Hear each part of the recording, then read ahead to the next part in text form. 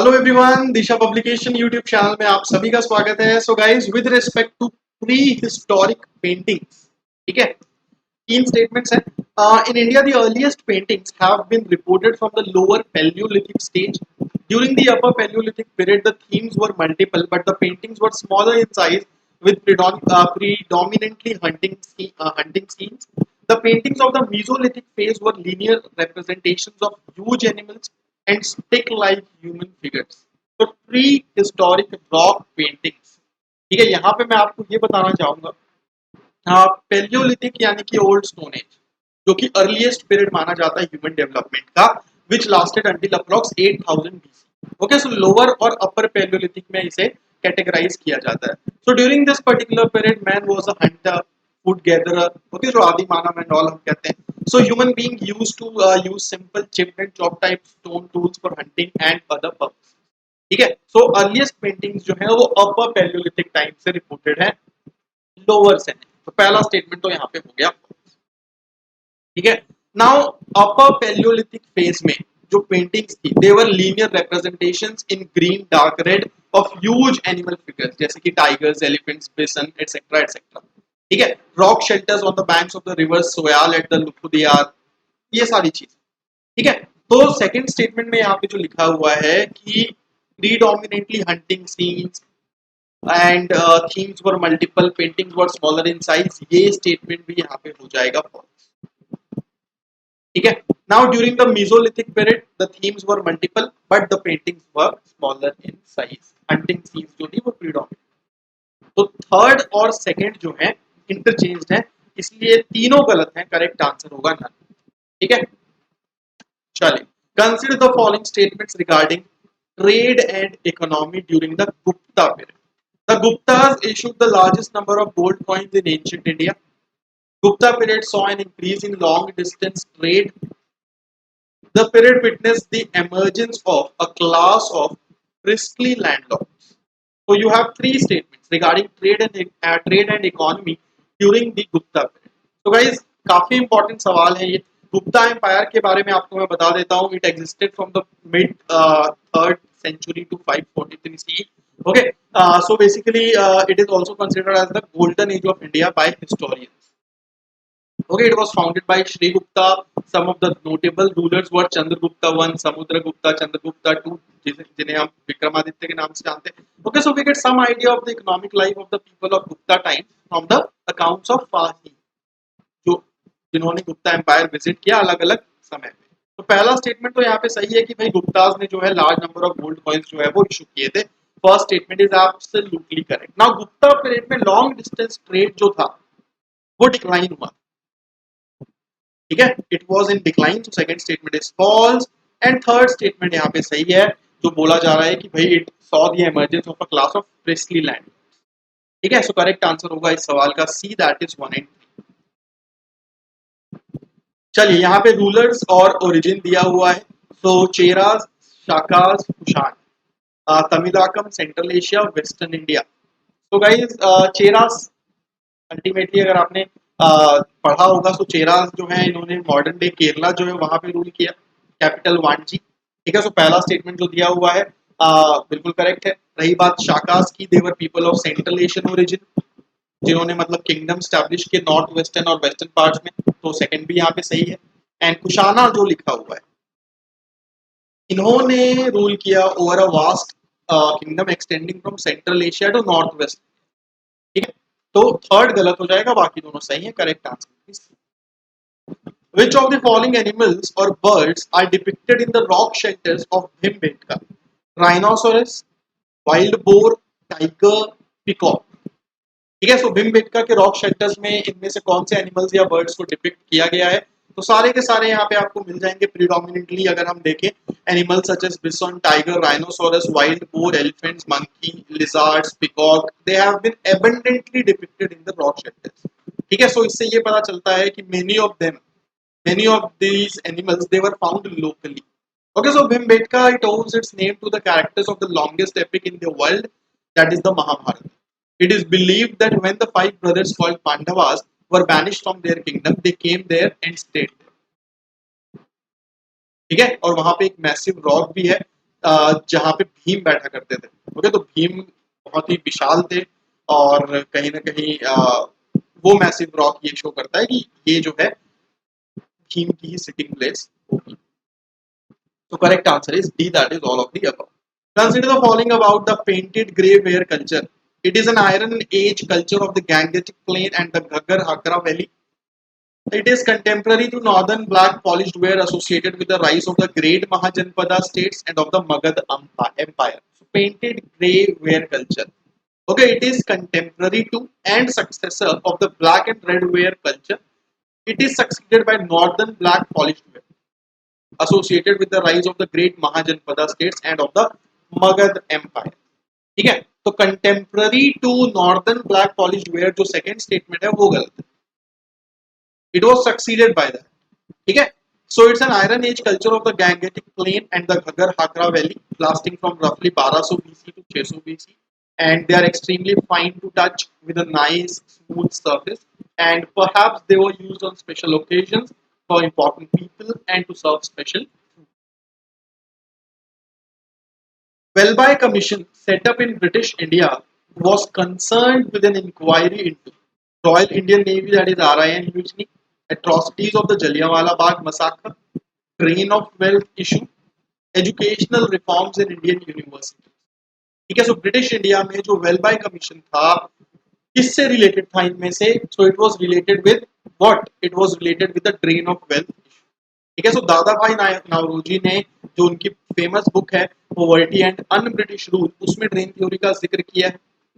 उसमें उन्होंने दिखाया है कि किस तरीके से भारत का जो एक तरीके से भारत की संपत्ति है वो इंग्लैंड जा रही है, सैलरीज के फॉर्म में, सेविंग्स के फॉर्म में, पेंशन के फॉर्म में, पेमेंट्स के फॉर्म में, प्रॉफिट्स के फॉर्म में। तो British government was forced to appoint Welby commission to inquire into that particular matter. ठीक है, दादा भाई नावरोजी जो है वो इस कमीशन के पहले भारतीय मेंबर थे। तो 1900 में इसने अपनी रिपोर्ट पब्लिश की थी and it showed that a number of cases where excessive payment has been made by the Indian government. Which of the following was or were part of Nehru report? Universal adult suffrage, dominion status on the lines of self-governing dominions, continuation of separate electorate. ठीक है, Nehru report का इसमें से क्या हिस्सा था? तो Nehru report ने डेफिनेटली डोमिनियन स्टेटस रेकमेंड किया था on the lines of self governing dominions as the form of government. It called for joint electorate, not the separate electorate. So third statement तो यहाँ पे फॉल्स है। रही बात यूनिवर्सल अडल्ट सफरेज की, तो उसकी बात भी इसने जरूर की थी। तो करेक्ट आंसर हो जाएगा इस सवाल का ए, दैट इज 1 and 2। ठीक है, so Nehru report recommended 19 fundamental rights including equal rights for women, right to form union and universal adult suffrage. और रही बात नेहरू रिपोर्ट की, तो नेहरू रिपोर्ट यानी कि इनके चेयरमैन जवाहरलाल नेहरू नहीं थे, इनके चेयरमैन इसके चेयरमैन थे मोतीलाल नेहरू। 1928 में साइमन कमीशन के बॉयकॉट के बाद जब ऑल पार्टीज कॉन्फ्रेंस की मीटिंग हुई थी, तब ये कमेटी जो है कॉन्स्टिट्यूशन को ड्राफ्ट करने के लिए लॉर्ड बिरकनहेड के चैलेंज पे बनाई गई थी। Arrange the following events in the chronological order of their occurrence. Okay, इनमें से कौन सी चीज पहले हुई? Wavell plan, Cripps mission, quit India movement, cabinet mission. Okay, so chronology में आपको अरेंज करना है इन्हें। तो देखो, Cripps mission 1942, quit India movement उसके बाद आया, वेवेल प्लान उसके बाद आया, कैबिनेट मिशन सबसे लास्ट आया। सिंपल है, करेक्ट आंसर होगा 2, 3, 1। Okay, nothing to explain much. Arrange the following components of temple architecture in the correct sequence while entering a Nagar style temple. ठीक है, सो नगर स्टाइल, द्रविड़ स्टाइल ये आपने पढ़ा होगा। अगर आप नगर स्टाइल टेम्पल एंटर कर रहे हैं तो करेक्ट सीक्वेंस आपको बताना है इन कंपोनेंट्स का। गर्भगृह, मंडप, अंतराल, अंतराल। ठीक है, सो बेसिकली देखिए, 3 main styles of temple architecture are the Nagara और Dravida and the Vesara. Okay, so Nagara का अगर हम फीचर देखें, it is common to build an entire temple on a stone platform with steps leading up to it. It doesn't usually have elaborate boundary walls or gateways. Earliest temple had only one shikhar, but in the later periods, multiple shikhars were there. The Garbhagriha is always located directly under the tallest tower. ठीक है, so Mandap, Antaral and Garbh. Correct answer is. With reference to the Bhakti movement in South India, आपके सामने दो statements हैं. Nayanars were leaders who were devotees of Shiva. Nalayira Divya Prabandham was one of the major anthologies of compositions by the Alvarez. ठीक है, so दोनों statement यहाँ पे सही है, थोड़ा सा टफ क्वेश्चन जरूर है ये, पढ़ लीजिएगा एक बार इसके बारे में भी. So some of the earliest Bhakti movement were led by the Alvars, basically and Nayanars. ठीक है, so they traveled from places to places singing hymns in Tamil in praise of their gods, and during that they identified certain shrines as abode of their chosen deities. Okay, so very often large temples were later built at these sacred places. These developed as center of pilgrimage. So the importance of the tradition was sometimes indicated by the claim that their composition were as important as the Vedas. With reference to the Cholas, आपके सामने यहाँ पे दो statements हैं. Vijayalaya was the founder of the Chola Empire. Chola kings were famous for their naval power. ठीक है, so Vijayalaya चोला empire के founder थे एंड चोला किंग्स जो है वो अपने नेवल पावर के लिए फेमस है. दोनों स्टेटमेंट यहाँ पे सही है. The founder of the Chola empire was Vijayalaya, who was at first a feudatory of the Pallavas. He captured Tanjore in 850 AD, and by the end of the 9th century, the Cholas had defeated both the Pallavas of Kanchi and weakened the Pandyas, bringing the southern Tamil country under their control. Okay, so they built a network of royal roads that were useful for trade as well as for the movement of the army. And Chola empire में trade और commerce जो है वो भी flourish हुआ.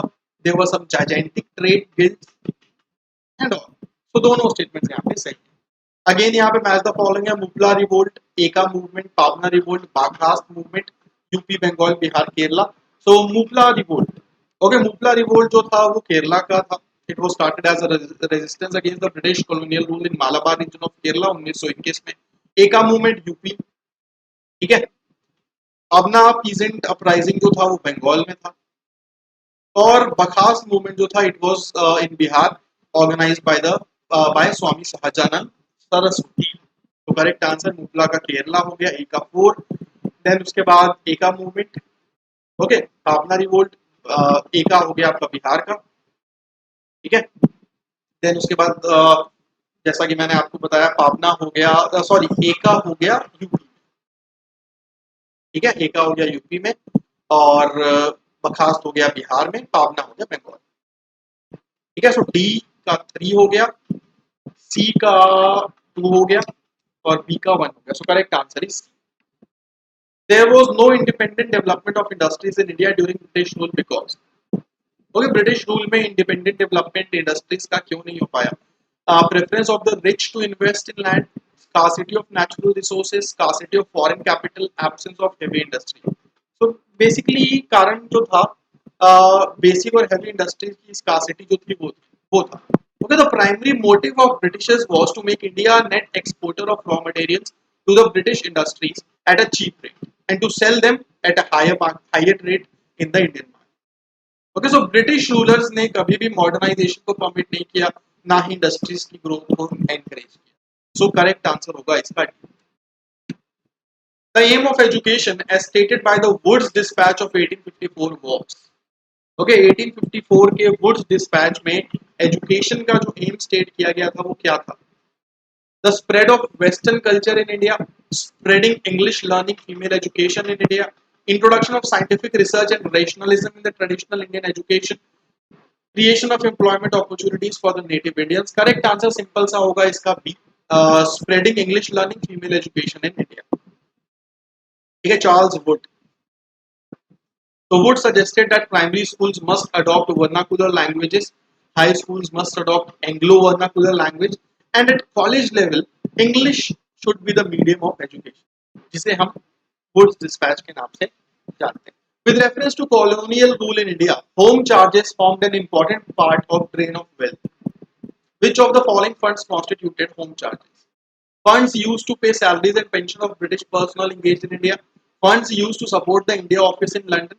Funds used for waging wars outside India by the British. तो अभी हमने पढ़ा ड्रेन ऑफ वेल्थ के बारे में और ये सारे के सारे होम चार्जेस में आते हैं. ओके, जो ऑप्शन में दिए गए हैं. करेक्ट आंसर होगा इस क्वेश्चन का D, that is all of the. Who among the following was proponent of Fabianism as a movement? Sarojini Naidu, Annie Besant, Surendranath Banerjee, AOU. Okay, proponent of Fabianism. So it was Annie Besant. Fabianism, socialist movement and theory that emerged from the activities of Fabian Society, जो कि 1884 में London में इसकी स्थापना की गई. Which of the following factors were responsible for Magadha या फिर Magadh to emerge as the most powerful of the 16 Mahajanpadas? Presence of iron mines which provided resources for tools and weapons. Elephants were an important component of the Magadhan army. Ambitious kings and ministers such as Bimbisar, Ajatasattu and Mahapadmananda. ठीक है, तो क्या basically factor responsible थे कि भाई 16 महाजनपदास में मगध जो था वो सबसे पावरफुल बना? तो सारे के सारे करेक्ट, सारे के सारे स्टेटमेंट यहाँ पे पूरी तरीके से करेक्ट है। Okay, so the Mahajanapadas were 16 kingdoms और ओलिगार्चिक रिपब्लिक जो कि नॉर्दर्न एशियन इंडिया में एग्जिस्ट करते थे। मगध यानी कि करेंट का Bihar, it became the most powerful. Okay, so it was a region where agriculture was very productive, iron mines were accessible and provided resources for tools and weapons. Elephants were very important component. They were found in the forest in the region. ठीक है, and Nanda are best known and their ministers helped implement their policies. तो सारे के सारे यहाँ पे सही हैं। The caves at Barabar Hills were patronized by Chandragupta Maurya for the Ajivika sect. The facade of the caves at Barabar Hills is decorated with a semicircular chaitya arch as the entrance.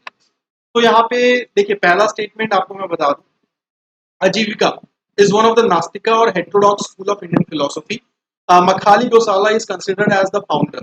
Okay, so several rock-cut caves belonging to Ajivika are dated to the times of the Mauryan Emperor Ashoka, who patronized the Ajivika sect. तो पहला statement तो false है, second statement सही है, correct answer is B. Not correct regarding the Chalcolithic period. Copper and stone objects were prevalent during this period. Beads of semi-precious stones such as steatite, quartz, crystal were manufactured. The people of the Chalcolithic period were well acquainted with the manufacture of cloth. Painted grey-ware pottery was the most commonly used. So not correct जो है वो D है,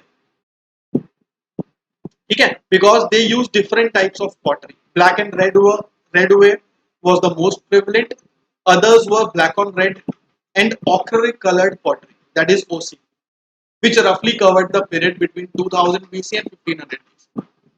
ठीक है, with reference to the medieval sultans, तीन statements है. Balbans introduced the system of branding horses in his military. Alauddin Khilji introduced the system of chehra or facial recognition in his military. Firoz Tughlaq set up a department of slave, separate department. Okay, तो यहाँ पे सारे statements अगर हम देखें तो पहला statement जो लिखा हुआ है कि Balban introduce the system of branding horses, that is false. ठीक है, सो ये चीज आपको यहाँ पे पता होनी चाहिए. द दाग एंड चेहरा system was introduced by Alauddin Khilji. ठीक है, तो ब्रांडिंग द हॉर्सेस इसकी शुरुआत बलबन ने नहीं, अलाउद्दीन खिलजी ने की थी. सेकंड और थर्ड दोनों यहाँ पे सही. तो दोस्तों ये वीडियो हमारा यही समाप्त होता है. मिलता हूं आप सभी से अगले